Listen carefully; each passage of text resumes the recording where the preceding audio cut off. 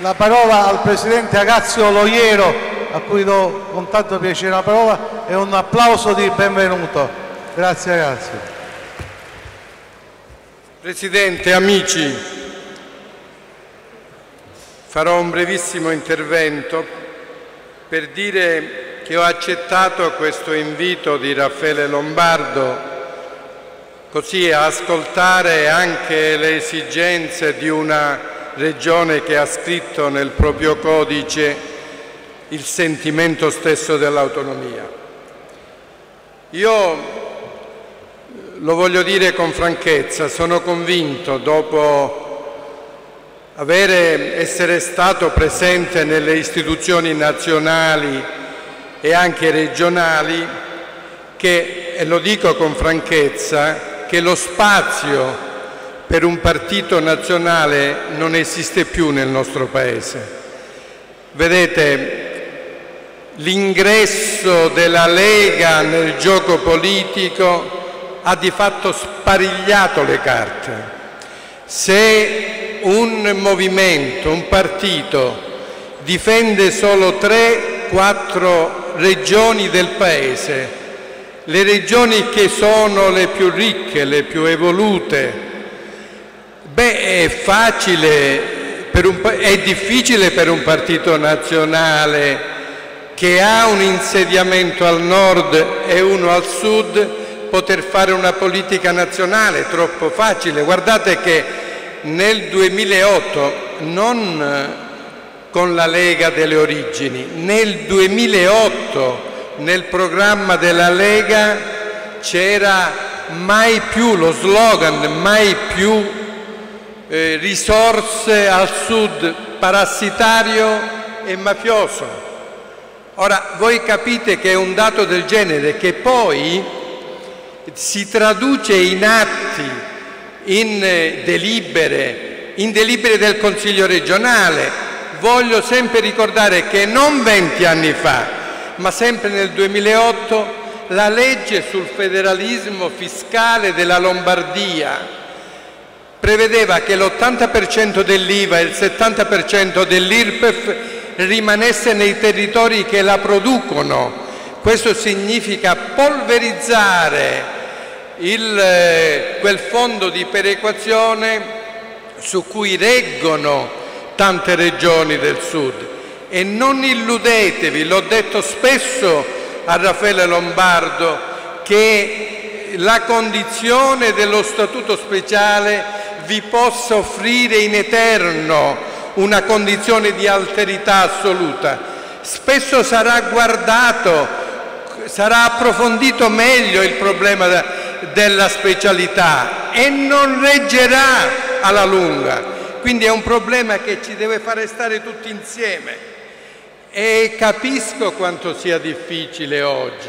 Oggi, negli ultimi 20 anni intendo, è stata inoculata nelle vene degli italiani un sentimento antimeridionale molto forte. Intendiamoci, non è che tutto quello che succede nel sud è tutto un fatto esaltante, ci sono tante difficoltà, tante asperità, c'è la criminalità che è pervasiva, però stiamoci attenti, c'è anche nel sud, specialmente degli ultimi anni, c'è stata una demonizzazione anche di massa, perché è vero che c'è la criminalità e c'è anche un costume che è difficilissimo da emendare. Io, se posso fare un unico riferimento, non voglio fare un lungo discorso come ho detto, ricordo una polemica a distanza che ci fu molti anni fa tra Tommasi di Lampedusa e Leonardo Sciascia. E Tommasi di Lampedusa, che affermava, qualcuno di voi la ricorderà, affermava che in fondo esisteva un homo sicilianus o un uomo del sud, che era il prodotto praticamente delle condizioni climatiche del territorio, lo scirocco, le lunghe estati. E Sciascia invece, in questa polemica bellissima, brillantissima, corresse questa impostazione e disse con estrema franchezza, facendo un solo esempio: state attenti, se voi leggete I Promessi Sposi, vi accorgete che viene descritta la Lombardia sotto il giogo degli spagnoli. Però dopo un secolo e mezzo, agli spagnoli succedettero gli austro-ungarici, con la sobrietà del proprio bilancio, con la forza e la razionalità delle istituzioni forti, mentre a noi in Sicilia, in Calabria, agli spagnoli succedettero chi? Lo sappiamo perfettamente chi. Allora diceva Sciascia, state attenti che in fondo il prodotto della storia è appunto queste successioni che finiscono per instaurare un costume che poi è difficile da svellere. Ripeto, io sono convinto che oggi ci troviamo davanti ad un dato che è ormai diventato pervasivo, e state attenti che non esiste solo il leghismo al nord. Molte persone, anche del centro-sinistra, hanno introiettato alcuni sentimenti anche meridionali, e noi dobbiamo fare i conti con tutto questo. Poi lo voglio dire proprio adesso, in questi ultimi anni, quando avevamo un pochino risolto tante lacerazioni tra nord e sud, tra borghesia e proletariato, c'erano tante cose che erano state risolte. Anche la vecchia categoria di fascismo e antifascismo, è intervenuto un partito come la Lega che ha di fatto cambiato tutto. Io lo voglio dire per attualizzare solo in un momento, ma che fine hanno fatto i 100 miliardi del piano per il Sud? Non erano 100 miliardi perché così si disse alla fine di un Consiglio dei Ministri del novembre 2010. Non esiste più nulla. E quando Raffaele Lombardo fa la battaglia per i FAS, magari non sappiamo neanche tutti noi che quelle risorse sono state già investite, impiegate fuori dalla Sicilia, fuori dal Mezzogiorno. Ora io chiudo, perché era proprio solo un saluto che volevo dare. Io perché faccio questa battaglia anche contro la Lega?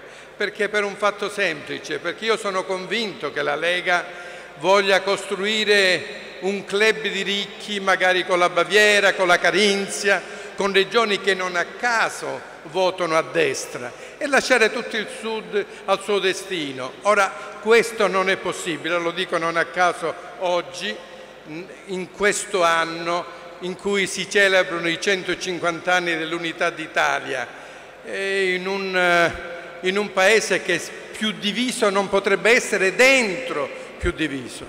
Quindi io mi auguro che qui dalla Sicilia, che insomma ha spesso anticipate alcune tendenze culturali, sorga fortissimo una capacità di stare insieme, perché purtroppo spesso ci è capitato che noi non abbiamo la cultura dello stare insieme. Ecco, questa dobbiamo ritrovarla insieme e ritrovarci nella Costituzione, nei primi articoli della Costituzione, dove c'è tutto il nostro passato ma anche il nostro avvenire. Lo voglio ricordare a chi irrideva proprio in questi giorni al problema della casa, della condizione del vivere complessivo che esiste nel Mezzogiorno, che molti anni fa un personaggio che veniva dal mondo cattolico come Giorgio La Pira,